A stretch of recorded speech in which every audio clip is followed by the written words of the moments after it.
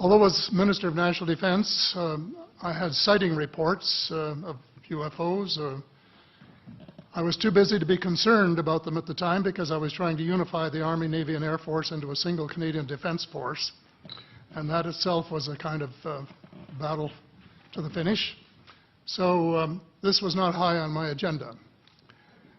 But about 10 years ago, I started getting interested due to a young man from Ottawa sending me material on the subject. I told him I was too busy to read it, but he had confidence that someday I would. It took me a while to get around to reading it, but I took it for my summer reading in 2005 and was really impressed with what was contained in it. And what I thought to myself is there are huge issues here, huge issues.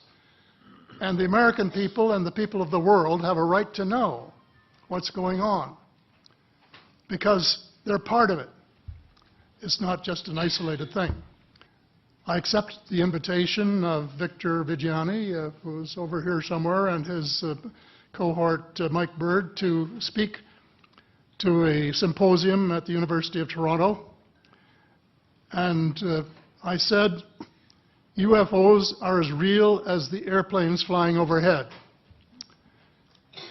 That gave me the dubious distinction of being the first person of cabinet rank in the G8 group of countries to say so unequivocally.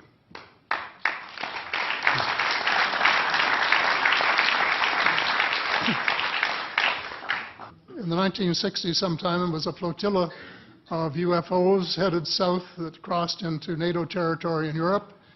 And the Commander-in-Chief of the Supreme Allied Headquarters in Europe was naturally very shaken. Fortunately, or maybe divine providence, before the panic button was pushed, the flotilla turned around and headed back north. Obviously, they had thought maybe they were Russian, and they were very concerned about it. Anyway, an investigation was launched into this whole subject, and a document was prepared which concluded that at least 4 species had been visiting Earth for thousands of years. And this is my own view at this stage as well. So, except for that, there are just a couple of things that we've talked about that I'd like to refer to. And one was that we were referring to them as they until this morning when Linda Moulton Howe, I think she was the first one, actually named 3 different species. I don't think we can any more refer to them as they because they're not an amorphous mass. They are different species and consequently may have different agendas. I don't think we can say that they all have the same agenda any more than we could say that the United States, China, and Russia had the same agenda. Our real interests may be very similar, but as of now, our perceived interests are still quite far apart. One more observation before I begin what I want to say, and that is that we spent quite a bit of time talking about the 66-year-old cadavers. And I was glad to have Linda this morning finally say that there are live ETs on Earth at this present time, and at least 2 of them probably working with the United States government. The other species that I learned about not too long ago was called the tall whites. And this is when Paula Harris broke the story just a few years ago.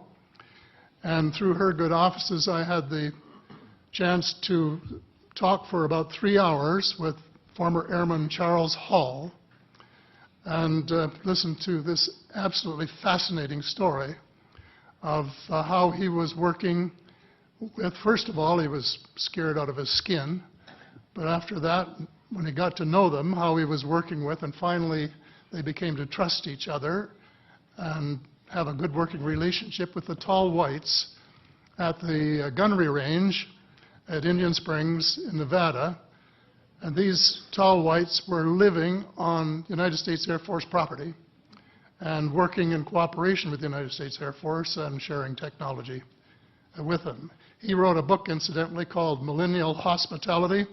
There are 4 different versions, but Paula says that Millennial Hospitality number 2 is the best. I think that's the one I read, and it's a very interesting read if you want to sort of get inside the problem of what it's like to bump into these people floating across the terrain in the desert. Well, enough on that for now. My interest is in full disclosure. And my only caveat is I think probably I would say 95 to 98% full disclosure. I know of 1 or 2 things that I'm not sure should be in the public domain, at least yet. They will be someday, I'm sure, but not maybe immediately. But just as children survive the idea of the Tooth Fairy and Santa Claus when they become adult, I think that tax-paying citizens are quite capable of accepting the new and broader reality that we live in a cosmos teeming with life of various sorts. The fact that some other civilizations are more advanced than we are may be humbling. And it exists, and it's being kept secret by the same vested interests who control our destiny. Who are these vested interests, and what are they up to? Well, Senator, you were talking about a military junta. In my opinion, that is true, but I have broadened and deepened the definition to cabal, and the cabal comprises members of the 3 sisters: the Council on Foreign Relations, the Bilderbergers, and the Trilateral Commission, the International Banking Cartel, the Oil Cartel, members of various intelligence organizations, and select members of the military junta, who together have become a shadow government of not only the United States, but of much of the Western world. The aim of the game is a world government comprising members of the cabal who are elected by no one and accountable to no one. And according to Mr. Rockefeller, the plan is well advanced. Does this help you to understand why our civil rights are being taken away from us? I say us, because Canada too is included in the grand plan. So here we are more than a decade later fighting another war that can't be won. There is no country on earth powerful enough to protect its citizens against fanatical hate, as we learned from the Boston Marathon.